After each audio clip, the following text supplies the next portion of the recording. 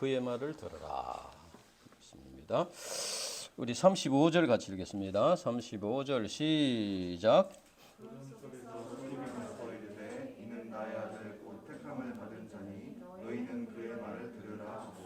기도하겠습니다. 하나님 아버지 감사합니다. 오늘도 귀한 주일 말씀을 예배해 주심을 감사합니다. 이 깊은 진리를 사람의 지혜로서는 깨달을 수가 없습니다. 성령께서 우리 각 심령에 역사하셔서 이 진리의 비밀을 깨달아 알 수 있도록 축복해 주시고 영의 양식을 풍족히 먹고 우리 마음속에 참된 평안을 누리게 하여 주시고 참된 영적 배부름을 누릴 수 있도록 인도해 주시옵소서. 감사합니다. 예수님 이름으로 기도합니다. 아멘. 우리 인간의 삶은 이제 자기가 경험해 보지 못한 길을 지금 가고 있는 것입니다. 물론 이제 살다 보면은 자기가 경험했던 것을 또 하는 수도 있긴 있지만은 특히 어린아이들이 태어나면은 처음에 한 3개월 되면은 이제 뒤집기를 하고 또 조금 지나다가 한 1년 되면 이제 걷고 또 말도 배우고 이렇게 하는데 자기가 어머니 뱃속에 있어서 뭐 배우고 나온 게 아닙니다. 그러니까 처음 하는 것을 이렇게 해나가는 것이죠. 우리가 이제 이 신앙을 배우는 것도 마찬가지예요. 신앙을 배워가는 것도 마찬가지입니다. 우리 거듭난 새 생명이 이제 자라는 것도 마찬가지라는 거예요. 자기가 뭐 옛날부터 알고 있는 걸 하는 게 아니고 새로운 세계, 새로운 길을 걸어가는 것입니다. 오늘 말씀은 우리 신자들의 그 속사람, 새 생명, 우리 심령에 있는 새 생명이 어떻게 성장해 갈 수 있는가, 그것을 우리가 가르쳤습니다. 28절부터 보면은 예수님께서 베드로, 요한, 야고보를 데리고 이제 높은 산에 올라가신 기도하시러 산에 가셨습니다. 근데 여기 보면은 이 말씀을 하신 후라고 했습니다. 이 말씀이라는 것은 지난주 말씀 앞서 우리 22절에서 26절까지 예수님의 그 십자가의 죽음, 또 부활, 또 재림과 심판, 이것 또 제자의 도리, 이것을 말합니다. 이 말씀을 하신 후 기도하시러 갔다, 이렇게 말한 걸 볼 때 기도하신 것과 이 말씀과 연관이 있다, 이렇게 생각할 수 있습니다. 그래서 이제 29절에 보면 예수님께서 이제 올라가시고 기도를 하셨는데, 기도하실 때 용모가 변화되고 했습니다. 용모가 변화되는 것은 이제 본질적인 변화를 말합니다. 그리고 그 옷이 휘어져 광채가 났다고 했습니다. 이것은 이제 옷 자체보다는 예수님의 그 몸에서 나는 광채가 옷을 통해서 이렇게 투사가 되어서 아마 그렇게 보였다고 생각이 됩니다. 마태복음에 보면은 같은 사건에 보면은 예수님의 얼굴이 해와 같이 빛났다, 이와 같이 했습니다. 이는 이제 하나님의 아들 예수 그리스도의 그 신성과 거룩함을 나타내 주는 것이다, 이렇게 생각이 됩니다. 그러나 이제 예수님은 하나님의 아들이시지만은 사실 이 땅에 오실 때는 아주 비천한 인간의 몸으로 마구간에서 태어나서 구유에 누워 있는, 그리고 또 목수의 집안에서 이제 자라났습니다. 또 공생애를 시작한 후에는 머리 둘 곳이, 본인이 스스로 고백하기를 하는 머리 둘 곳 없이 사는 그런 사람이다, 이렇게 고백할 정도로 아주 참 노숙자와 같이, 나그네와 같이 그런 삶을 살았습니다. 그러니까 참 인간적으로 보면 굉장히 초라한 그런 모습으로 사셨습니다. 그리고 제자들은 지금까지 늘 그런 예수님 모습만 봐왔습니다. 뭐 가끔 이제 기적도 행하시고 행하셨지만은, 그러나 이제 제자들은 이제 예수님이 비록 좀 지금은 이렇지만은 장차 메시아 왕국을 건설할 것이다, 이런 기대를 가지고 어떤 어려움을 참고 이렇게 따라왔습니다. 예수님 따라왔습니다. 그러나 이제 예수님은 자기들의 그 기대와는 달리 이제 곧 십자가에 죽을 것이다, 이렇게 말씀하셨습니다. 그러니까 이제 베드로가 그렇게 하면 안 됩니다, 예수님, 이렇게 막 항변을 하다가 사단이라고 책망을 듣고 이렇게 했습니다. 그러니까 그 당시 제자들은 예수님의 그 죽으심과 부활의 의미를 제대로 알지 못하기 때문에 제자의 삶의 의미에 대해서도 뭐 막연하게 그렇게 생각되었을 것입니다. 그래서 예수님은 이런 제자들에게 영광스러운 모습을 한번 보여주신 것입니다. 영광스러운 모습을 보여주시고 하나님의 아들 그리스도다 이것을 이제 깨닫도록 도와주셨다는 것입니다. 그러니까 이것은 예수님께서 비록 이 땅에서는 십자가에서 죽지만은 그러나 그것이 이제 끝이 아니다는 것이죠. 영광스러운 부활이 있다. 그리고 앞으로 영광스러운 모습을 나타낸다는 것을 보여준 것이죠. 그래서 예수님의 십자가가 어떤 패배의 십자가나 죽음의 십자가가 아니고 부활의 십자가, 영광의 십자가다. 그러니까 제자들 너희들이 이런 부활의 영광, 하나님 나라의 소망이 있으니까 그 영광을 바라보고 지금은 자기를 부인하고 자기 십자가를 지고 제자의 삶을, 주님을 따르는 제자의 삶을 살아라. 그런 의미가 있는 것이죠.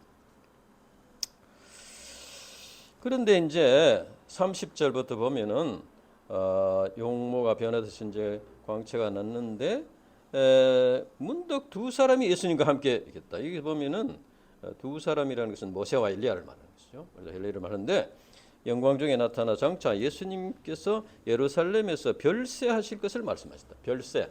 이 별세라는 것은 이제 헬라어로서는 이제 엑소더스, 탈출을 말하는 것이죠. 이스라엘 백성들이 마치 애굽을 탈출하는 그런 말인데, 그러니까 이제 그 예수님의 그 죽으심이 뭐냐면 죄에서 탈출한, 인생들을 죄에서 탈출시켜서 천국으로 인도하시는 그런 죽음이다. 그런 뜻이에요.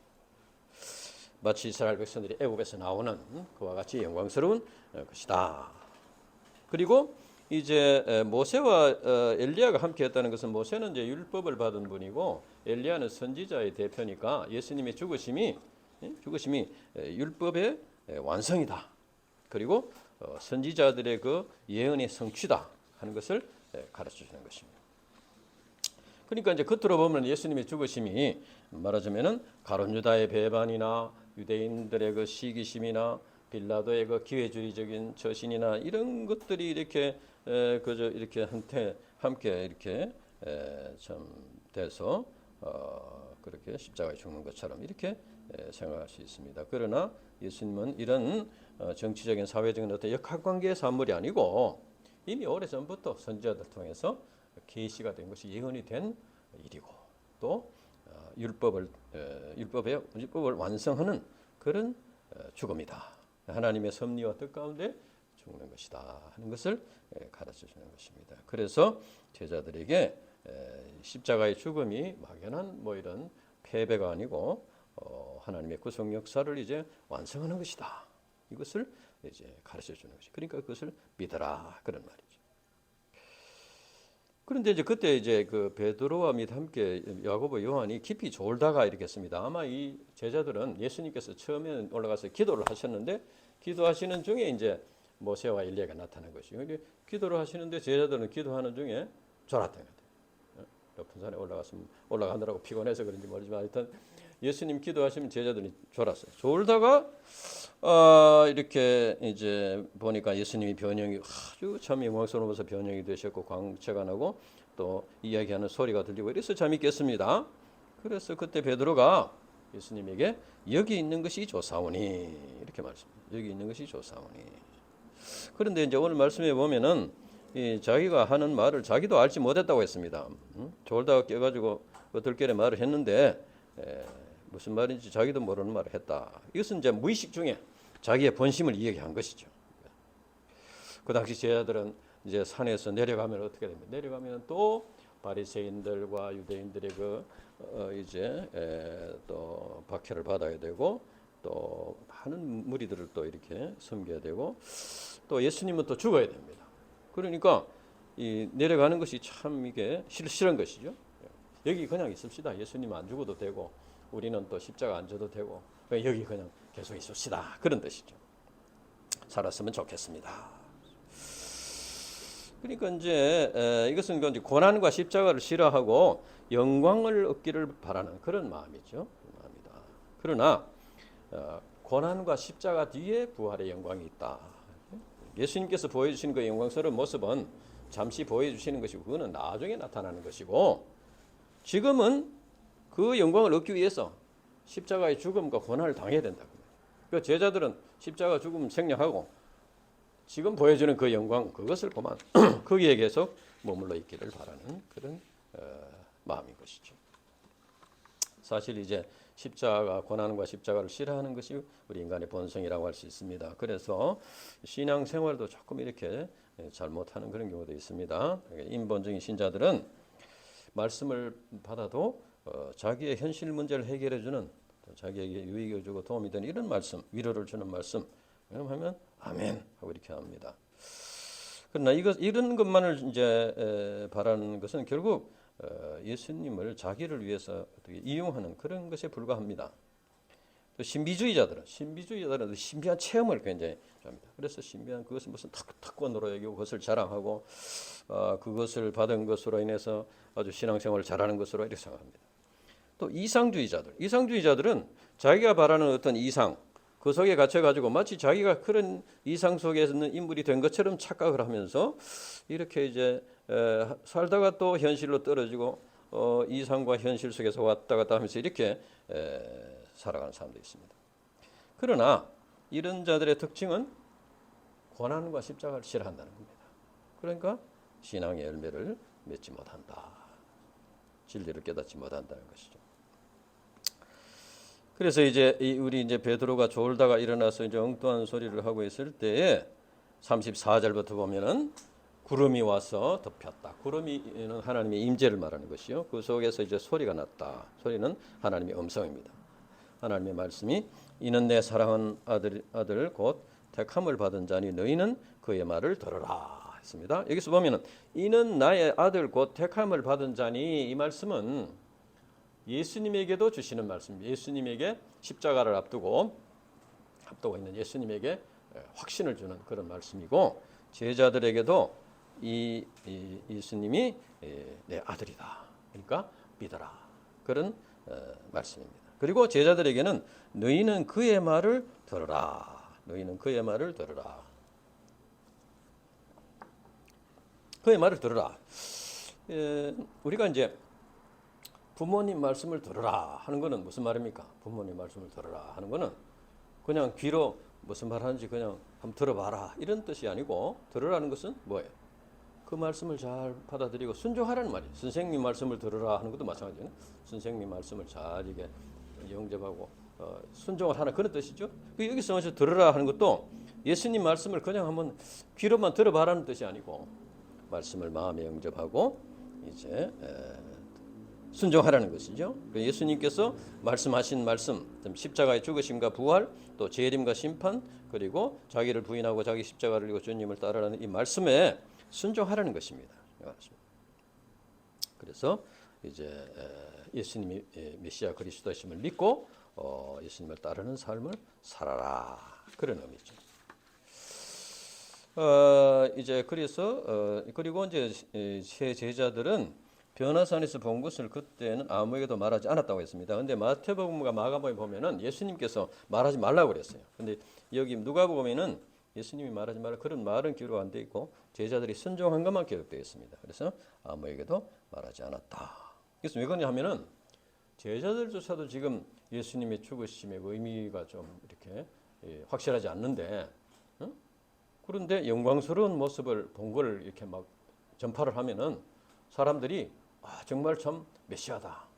그래가지고 정치적인 메시아를 지금 기다리고 있는 사람들이 예수님 참 왕으로 이렇게 옹립을 하고 뭐 군대를 조직하고 뭐 지하 조직을 하고 뭐 이렇게 해가지고는 큰일 나는 것이죠. 그래서 아직도 그 의미를 잘 모르는 상태이기 때문에 말하지 말라 그렇게 한 것입니다.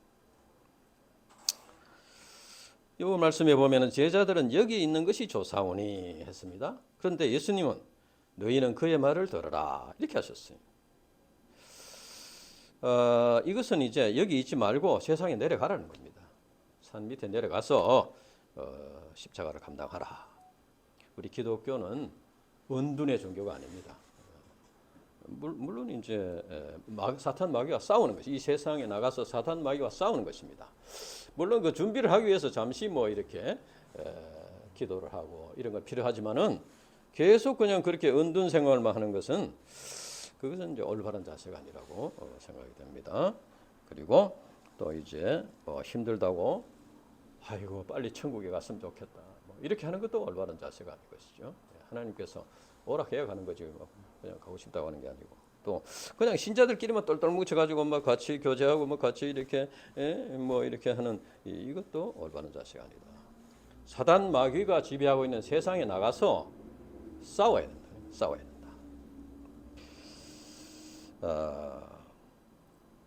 하나님께서 이 세상에 두신 가장 큰 뜻이 무엇이냐? 그것은 뭐 우리끼리 그저 이렇게 잘 먹고 잘 살고 그저 서로 위로하고 그저 뭐 하나님 사랑을 느끼고 이렇게 사는 것만을 뭐 그런 이제 그것이 있지만은 그것이 목적이 아니다는 것이죠. 이 죄와 사망과 사단과 율법과 심판으로부터 우리를 인간들을 구원하는 것이 하나님의 뜻이라는 거죠. 그래서 그것을 구원하는 역사를 위해서 독생자를 보내셨고 구원하는 역사를 위해서 제자들을 세우셨고 구원하는 역사를 위해서 오늘날 우리들을 구원하시고 우리들을 이제 주님의 제자로 세우셨다 하는 것입니다.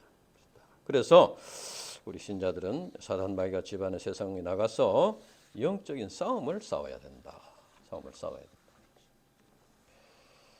그것은 바로 이제 복음 진리를 전파함으로써 사단 마귀의 역사, 죄의 세력을 물리치고 이제 하나님 나라가 확장이 되도록 이렇게 십자가를 감당해야 한다는 것입니다.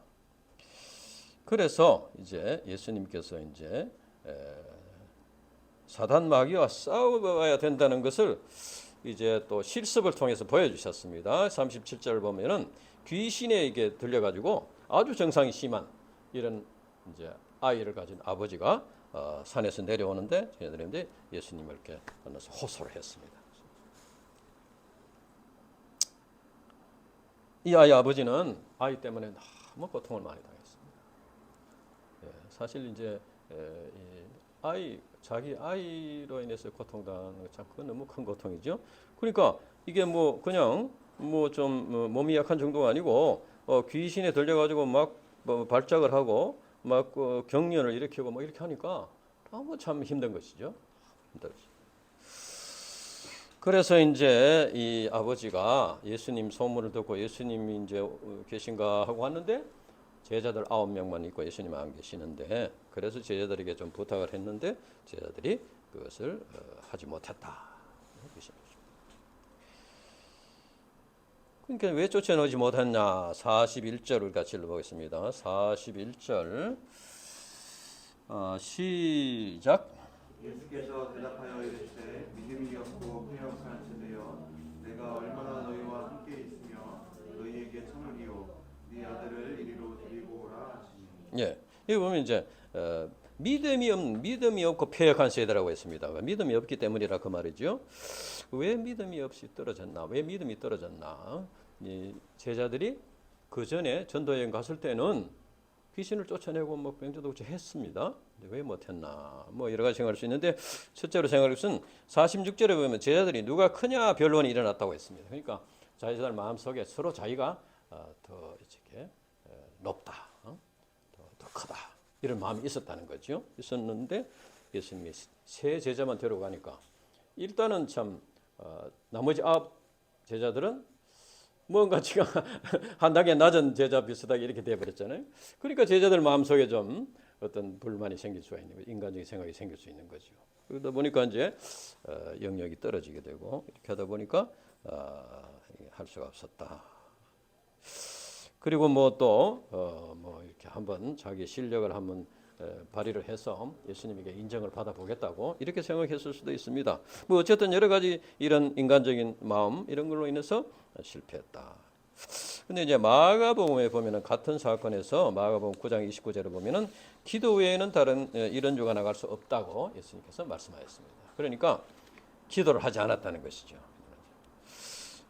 제자들은 이제 예수님이 계실 때는 예수님이 기도하라고 하면 저희도 기도하고 이렇게 되잖아요. 근데 예수님 안 계시니까 그만 영적인 긴장을 풀고 이렇게 기도를 게을리 했을 가능성이 많죠. 그러니까 자립신앙이 부족하다는 거예요. 자립신앙이 부족해서 예수님이 보시면은 이제 뭐 기도하다가 그만 졸기도 하고 이렇게 하는데 없으니까 그만 못하게 된다. 그래서 예수님께서 내가 얼마나 너희와 함께 있으며 너희를 참으리요. 예수님이 이제 곧 있으면 십자가에 죽으시고 부활 성천하셔야 되는데 계속 제자들 옆에서 감시를 하고 기도 하나 이렇게 보고 감독을 하고 이렇게 못 한다는 거예요. 얼마나 너희를 함께 했으면 너희 참으리요. 제자들은 이제 예수님이 가시고 나면은 제자들이 남아서 이제 그 마귀와 싸우면서 이제 복음 사역을 개성해야 되는데 이렇게 위해서는 자립 신앙이 있어야 된다. 예수님이 눈에 보이든 않든 자립적으로 이제 영적인 생활을 해야 된다는 것이죠. 자립적으로 기도하고 말씀을 묵상하고 성령의 도우심을 구하고 또 이렇게 말씀에 순종하는 이런 투쟁을 감당해야 된다는 것입니다. 오늘날 우리들에게도 필요한 것은 바로 이 자립신앙입니다. 자립신앙. 신앙생활은 사람 앞에서 하는 것이 아닙니다. 그러니까 사람이 어떻게 생각하느냐, 특히 여러분들이 내가 어떻게 생각하느냐, 그것이 크게 중요한 건 아니에요. 그것이 이제 뭐 도움은 될 수 있어도 그 중요한 것이 아닙니다. 예를 들어서 내가 말이야, 정순 목사님 참 믿음이 좋습니다. 훌륭합니다. 이렇게 했다고 해서 하나님도 그렇게 보시느냐 이거예요. 마음에 숨기는 죄가 있는데 사람들은 그저 이렇게 위로해 준다고 뭐 참 나도 죄인이고 너도 죄인이니까 그저 그렇게 잘 지내보자 이렇게 할 수 있지만은 하나님 그렇게 보지 않는다는 거예요. 그러니까 하나님께서 나를 어떻게 보시느냐, 그것을 생각하면서 영적인 도전을 감당하는 것이 자립신앙이에요. 그걸 잘 기억해야 돼요.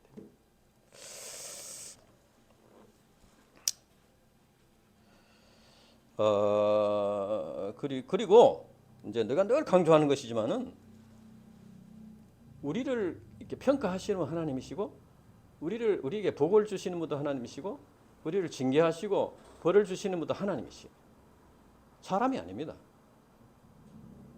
그러니까 그거 잘 기억해야 돼요. 그래서 하나님 앞에서 자기를 바라보고 자기를 발견하고 깨닫는데 나는 역할을 하는 것이 그걸 이제 도와주는 것이죠. 하나님 앞에서 자기를 발견하도록 이렇게 말씀을 주고 기도하고 이렇게 도와주는 것이지 근본적으로 우리를 평가하시고 우리에게 축복을 주시고 우리를 징계하시고 우리를 다스리신 분은 하나님이시다. 여러분들 꼭 그거를 기억해야 됩니다. 그것이 자립신앙이다. 그래서 이제 41절에 보면 예수님께서 귀신 들린 아이를 고쳐주셨는데 처음에 이제 거기 보면은 네 아들을 이리로 데리고 오라 했습니다. 이리로 데리고 오라. 예수님께 가야 됩니다. 예수님이 가야 치료를 받을 수 있는데 근데 이제 아이가 예수님께 가니까 어떻게 됐습니까? 갑자기 귀신이 막 거꾸로 때리고 막 경련을 일으키고 하고 이렇게 했습니다. 이것은 이제 이 귀신이 최후의 발악을 하는 것이죠. 이렇게 해가지고 야 예수님한테 가봐야 소용이 없다. 예수님은 좀 괜찮다가 예수님한테 가니까 막 거꾸러지고 막 하니까 불신이 생길 수 있는 거죠. 예수님한테 가니까 이게 더 어려워지는구나, 더 힘들어지는구나. 이렇게 불신이 생겨가지고 믿지 못하도록 그렇게 마귀와 해방을 한다는 거예요. 이와 같이 사단은 구원의 역사를 해방합니다. 그래서 성경 공부를 시작하거나 예수를 믿기로 이렇게 또 결단을 하거나 또 말씀에 순종해서 뭔가 이렇게 목자의 삶을 살려고 해보려고 하거나 이럴 때 사단은 더 어려운 문제를 만나게 해가지고 이렇게 불신을 심는 거예요. 내가 참 이게 잘못 빠졌나, 잘못 이렇게 했나 이런 식으로. 철로역정의 책을 보면 여러분들 철로역정 한번 꼭 읽어봐야 되죠. 철로역정에 보면은 주인공 크리스찬이 이제 좁은 문으로 이렇게 이제 들어가서 이제 순례의 길을 가는데 좁은 문으로 들어가기까지도 많은 참 우여곡절이 있었습니다. 그런데 좁은 문에 딱 도달해서 문을 두드렸어요. 문을 열어주세요. 하니까 굿윌 선이라는 사람이 문에서 이제 어디서 왔느냐 하니까 이제 지금 죽음의 도시에서 왔는데 시온성을 향해서 갑니다. 하니까 이제 문을 열어주고 들어가려 하니까 크리스찬의 손을 잡고 확 잡아 당겼어요. 그래서 깜짝 놀랐어. 왜 이랬어요? 이러니까 그 바로 가까이에 악마의 성이 있어요. 악마의 성. 그래서 그 바알세불이라는 그 두목이 있고 부하들이 있는데 거기서 화살을 계속 쏜다. 화살을. 이 좁은 문으로 들어가는 사람을 향해서 화살을 쏘는 거예요. 그래서 거기서 머뭇거리다가는 화살에 맞아 죽는다 이거예요. 이것은 이제 뭘 의미하느냐? 사탄 마귀가 예수님은 좁은 문으로 들어가는 것은 예수님을 믿고 구원받는 것인데 그것을 못하도록 해방을 한다는 거예요. 그 심하게 만들고 어려운 문제가 생기게 만들고. 그 앞서 보면은 크리스찬이라는 주인공이 이제 좁은 문을 향해서 가는데 동네 그 옛날 친구가 이제 말리는 게 나옵니다. 그 동네 친구 이름이 이제 무주대, 주대가 주대 없음, 무주대. 그 다음에는 외고집, 이 이름이 그 친구인데 따라왔어요. 따라와가지고 크리스찬을 말리려고 돌아오라고.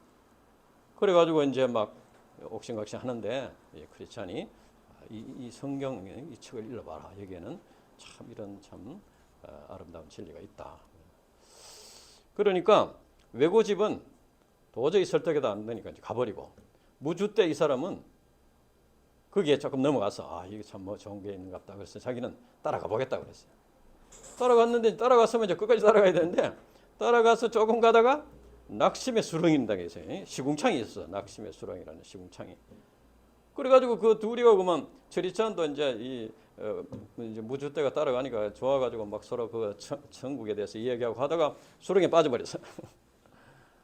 그래가지고 이제 거기서 겨우겨우 빠져나와가지고 무주대 이 사람은 크리스찬에게 당신이 지금 이때까지 그 천국이 있다 근데 이것이 천국이냐?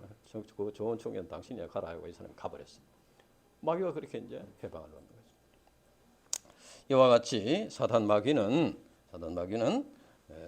이제 회방을 한다는 거예요. 우리가 예수님을 만나지 못하게 하고 믿지 못하게 하고 따르지 못하게 하고 순종하지 못하게 하고 이렇게 한다. 이것을 이겨야지 할 수 있다. 저절로 되는 건 아니다. 이것을 꼭 기억해. 그때 예수님께서 이제 귀신의 정체를 아시고 더러운 귀신을 꾸짖었습니다. 꾸짖어서 아마 이제 더러운 귀신아 그 아이에서 나와라 아마 그렇게. 그러니까 이제 그 아이가 낳게 되고 또 그 아이가 나오니까 아버지의 마음도 참 이렇게 평안을 얻게 되고 기쁨을 받게 되고 치유를 받게 되었다. 그래서 예수님께서는 사단 마귀 악령 귀신을 쫓아내고 인생 문제를 치유해 주시고 우리 인생들에게 삶의 희망을 주시고 새 삶을 살게 해주시는 그런 하나님의 아들 그리스도이시다 하는 것이죠. 에베소서 6장 12절 우리 같이 읽어보겠습니다. 에베소서 6장 12절.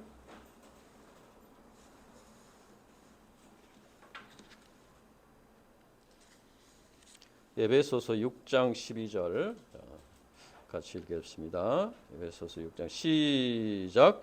우리의 씨름은 혈과 육을 상대하는 것이 아니요 통치자들과 권세들과 이 어두움 세상 주관자들과 하늘에 있는 악한 영들을 상대함이라. 그래서 여기서 이제 통치자들과 권세자들과 권세들과 어두움 세상 주관자들과 하늘에 있는 악한 영들은 다 이게 사탄 마귀 악령 귀신을 말하는 겁니다. 그래서 이제 이 사탄 마귀가 에덴 동산에서 아담과 이브를 유혹한 이후에 계속해서 이 세상을 지배하고 있습니다. 그래서 이제 그런데 그때 하나님께서는 여자의 후손을 통해서 구원하실 것을 이미 예언을 하셨습니다. 그러니까 결국은 이 세상을 우리가 영적으로 볼 때는 우리 인간을 지배하면서 지옥으로 끌고 가려는 사탄 마귀 악령 귀신하고 또 우리 인간을 구원해서 천국으로 데려가려는 예수님하고 이제 영적인 전쟁터라고 할 수 있습니다. 이 세상은 영적인 전쟁터. 사탄 마귀하고 예수님하고 영적인 전쟁터라는 거예요. 서로 자기의 나라로 끌고 가려고 하는 거예요. 마귀의 나라 지옥으로 끌고 가려고 하고 예수님의 나라 천국으로 데려가려고 하고 이렇게 한다는 거예요. 그러니까 구원이라는 것은 결국은 이 사탄 마귀의 지배를 받고 고통당하는 사람이 예수님을 믿음으로써 거기에서 벗어나서 이 세상에서 참된 기쁨과 평안을 누리며 살다가 하나님 나라로 가는 것이다. 그런데 이제 사탄 마귀는 너무 강교하게 인간을 속이기 때문에 인간의 힘으로는 이길 수가 없습니다. 그래서 이 사탄 마귀를 이길 수 있는 분은 예수님밖에 없다. 그러니까 우리를 구원할 수 있는 분도 예수님밖에 없다.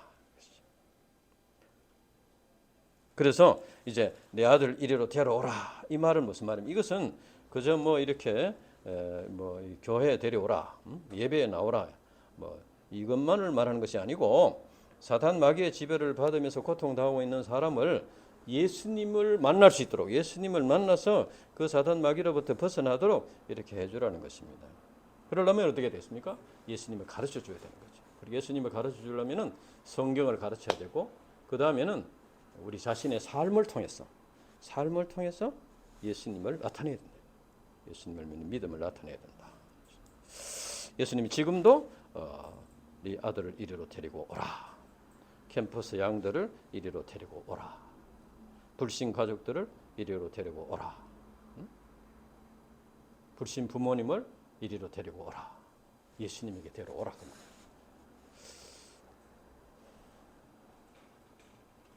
그러나 참 이것은 참 쉽지 않죠. 쉽지 않고 그래서 이것은 말씀과 기도로서 그 사람을 하여금 예수님을 만나고 예수님이 그리스도였음을 깨닫고 자기 죄를 회개하고 예수님을 믿도록 이렇게 도와주는 것이죠.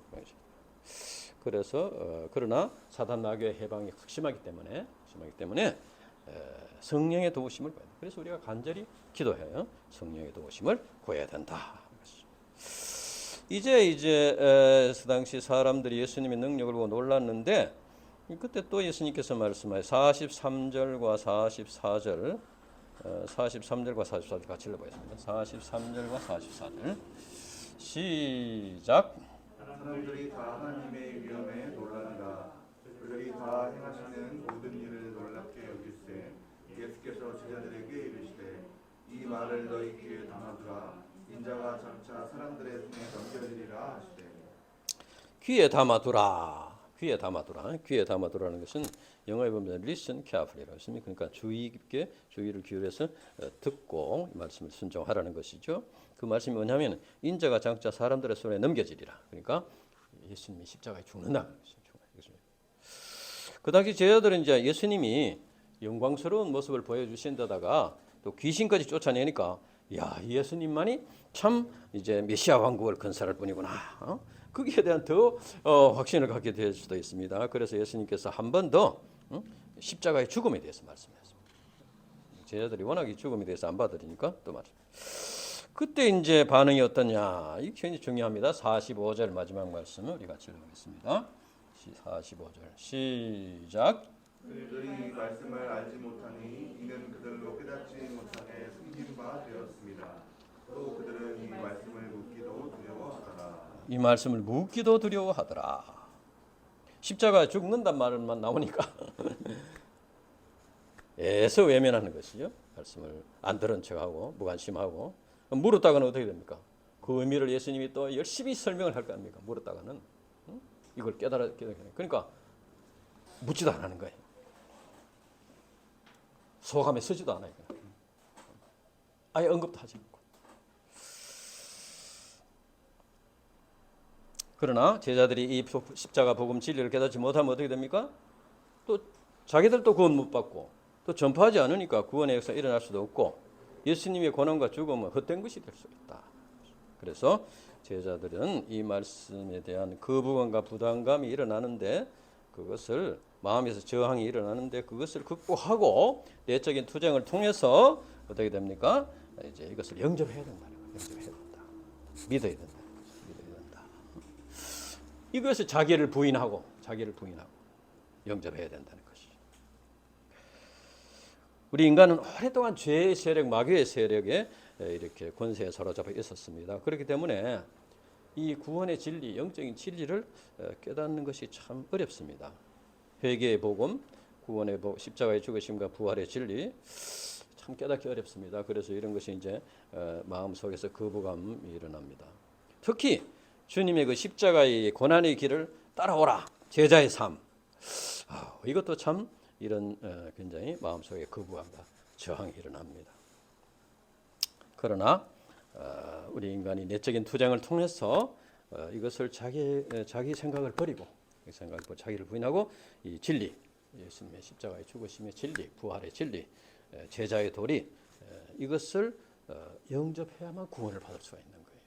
이 영적인 싸움인 것이죠. 영적인 싸움이다. 자, 우리 이제 한 가지 우리 과학에 대해서 우리가 옛날에는 태양이 지구를 돈다 그랬잖아요. 태양이 지구를 돈다는 건 뭐라고 하지? 천동설이라고. 옛날에는 천동설을 지금 믿었다는 거예요. 그런데 어떤 사람이 나타나가지고 지구가 태양을 돈다 이렇게 말. 이건 뭐예요? 누구지 이게? 한번 찾아봐요. 유명한 사람이 꼭 껴야 돼. 집에 가서 찾아보라고. 아버지도 모르면 참고서 찾아봐. 그런데 이제 이런데 이걸 주장하는 사람이 종교 재판을 받게 된 거야. 종교 재판. 그 카톨릭 교회에서 이제 그 태양이 돈다고 이렇게. 그러니까 이제 성경을 보면 꼭 태양이 도는 것이 생각할 수 있어요. 왜냐하면 하나님이 지구를 만드는데 해, 달, 별들을 또 만들었다. 그러니까 해를 별하고 같이 동급을 하기 때문에 이 해, 달, 별들이 돈다 이렇게 생각할 수 있는 거죠. 어쨌든 이제 그래가지고 지구가 이제 돈다고 했다가 종교 재판을 받고 이제 죽게 네가 재판장이 너가 계속 그걸 주장하면 내가 사형을 선고할 수밖에 없다 하니까 사실 이런 것 때문에 사형까지 당할 필요는 없잖아요. 예수님을 부정하는 것도 아니고 이거 뭐 구원받는 것도 아니고 지구가 돈다고 해서 뭐 그래서 이 사람이 자기가 이제 사과를 했어요. 자기가 받아들인다고 자기 생각이 좀 사과를 하고 그 재판정에서 이제 풀려나가지고 나오면서 그래도 지구는 돈다 그렇게 말했다는 유명한 얘기가 있습니다. 이것은 그래서 나중에 이것이 진리임이 입증되었습니다. 그 당시에는 많은 저항을 받았는데 나중에는 입증이 돼서 그래서 과학이 발전하는 거예요. 우리 신앙도 마찬가지입니다. 현재 내 마음속에 거부감이 일어나고 저항이 일어나는 말씀을 그것을 이제 극복하고 받아들이고 이렇게 해서 그것이 정말 진리라는 것을 체험하고 이렇게 되는 것이 신앙의 성장이다. 우리가 신앙이 성장하는 과정도 이와 같다 하는 것이죠. 대개 이제 위로를 받고 현실적인 유익을 주는 말씀은 쉽게 영접이 되지요. 되고 그런 말씀을 또 계속 듣고 싶지요. 그렇지만 회개를 촉구하고 또 십자가를 져야 되고 사명을 감당, 십자가를 감당. 이런 말씀들은 마음에서 저항이 일어나는 거예요. 저항이 일어난다. 안 들은 것으로 하려고 하고 이렇게 묻기도 두려워하고 소감에 아예 언급도 싫어하고 이렇게 하는 거예요. 특히 이제 자기 신앙 수준의 이상의 진리를 들으면은 거부감이 일어나는 거예요. 그러면은 어떻게 됩니까? 이제 계속해서 어떻게 되냐? 자기 수준에 이제 수용할 수 있는 말씀, 받아들일 수 있는 말씀, 아무 저항이 일어나지 않는 말씀, 이런 말씀만 계속 받아들이면 어떻게 됩니까? 계속 제자리 걸음을 할 수밖에 없는 거예요. 5년, 10년, 20년, 30년 해도 계속 자기 수준을 벗어날 수 없어. 자기의 신앙, 자기의 체험, 자기의 믿음 이상의 것을 투쟁을 통해서 영접해서 그것이 정말 진리구나 하면 그만큼 신앙이 높아지는 거예요. 그러니까 뭐 신앙이 성장하는 것은 누가 이렇게 무슨 뭐 이렇게 해주는 것이 아니고 자기가 마음에 부담이 되고 저항이 일어나는 진리를 그것을 이제 영적인 투쟁을 통해서 받아들이려고 애를 쓰고 기도하고 그렇게 해서 이제 그것이 깨달아지고 믿어지고 체험이 될 때 거기에 순종할 수 있을 때 그만큼 성장하게 된다.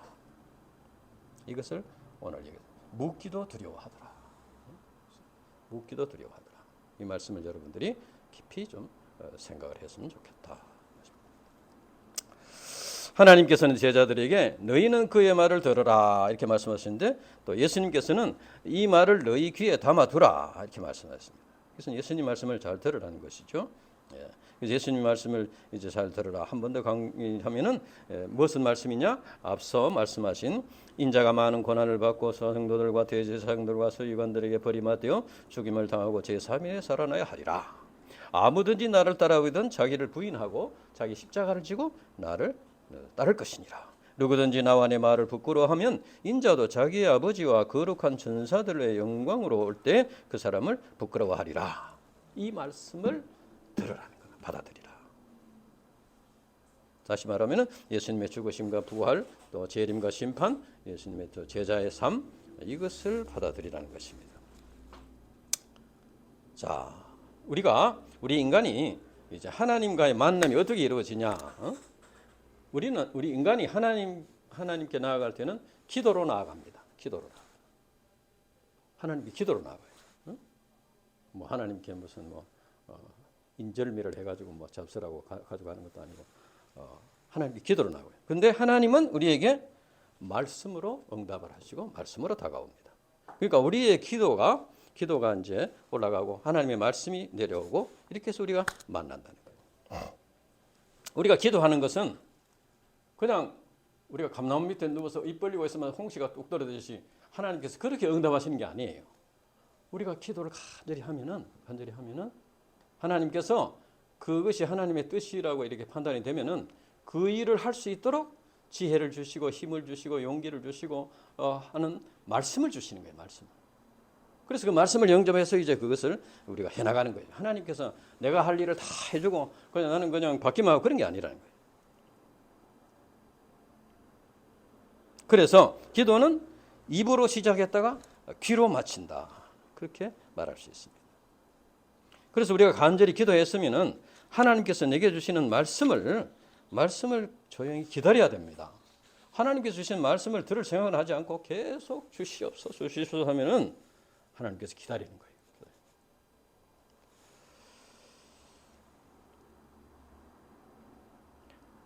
베드로가 오늘 이 말씀 제자들이 여기 있는 것이 좋사오니 기도입니다. 그렇죠?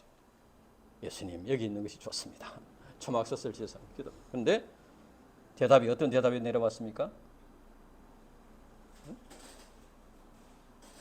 너희는 그의 말을 들어라. 이 말을 이 귀에 담아두라. 그래서 우리가 간절히 기도할 때 말씀을 주신다. 저도 이제 대구 UBF 회복 역사를 위해서 참 여러 가지 참 어려움도 있었고 또 이렇게 기도를 하는 중에 하나님께서 말씀을 주셔요. 에레미야 29장 10절 여호와께서 이와 같이 말씀하시니라 바벨론에서 70년이 차면 내가 너희를 돌보고 나의 선한 말을 너희에게 성취하여 너희를 이곳으로 돌아오게 하리라. 내가 그들을 긍휼히 여김으로 그들이 돌아오게 하리니 그들은 내가 내버린 일이 없었음같이 되리라. 스가랴 10장 6절 말씀. 이 말씀을 주셨어요. 그래서 그 말씀을 붙잡고 지금까지 이렇게 해나갈 수 있었다. 너희는 그의 말을 들어라. 이 말을 너희 귀에 담아두라. 우리는 말씀을 들어야 하는데 특히 말씀이 마음에서 부담감이 되고 저항이 일어나는 거론하기도 싫고 묻기도 싫고 소감이 서기도 싫고 언급하기 싫은 그 말씀을 영접해야 돼요. 그 말씀을 영접해야 이래 이제 믿음이 성장하게 되고 체험하게 되고 이렇게 열매를 맺게 된다. 우리가 소감 투쟁을 감당하는 것은 그저 뭐 옛날에 있었던 사건을 나열하는 것이 아니고 지금 내게 주시는 말씀, 마음에 저항이 일어나는 그 말씀을 내가 받아들이려고 애를 쓰고 투쟁하는 그것이 이제 소감이다 하는 것을 여러분들이 꼭 기억하고 우리가 이 내적인 삶을 통해서 주시는 말씀을 영접하고 순종함으로써 이제 믿음이 성장하고 주님의 제자로서 열매 맺는 삶을 살 수 있어야 되겠다. 기도하고 마치겠습니다. 하나님 아버지 감사합니다. 오늘 또 너무나 참 귀한 말씀 우리에게 주셨습니다. 우리가 참 이 제자들과 제 연약한 제자들을 통해서 우리의 모습을 보게 됩니다. 하나님 아버지, 우리가 이제 이 참 예수님께서 주신 말씀, 하나님의 말씀을 심령에 영접하고 우리에게 참 묻기도 두려워할 그런 말씀들, 그 말씀들을 결국 우리가 받아들여야만이 우리가 이제 성장하게 되고 쓰임을 받게 되고 열매를 맺게 된다 하는 것을 꼭 기억하고 한 사람 한 사람이 이제 믿음이 성장할 수 있도록 도와주시옵소서. 감사합니다. 예수님 이름으로 기도합니다. 아멘. 찬송가 449장.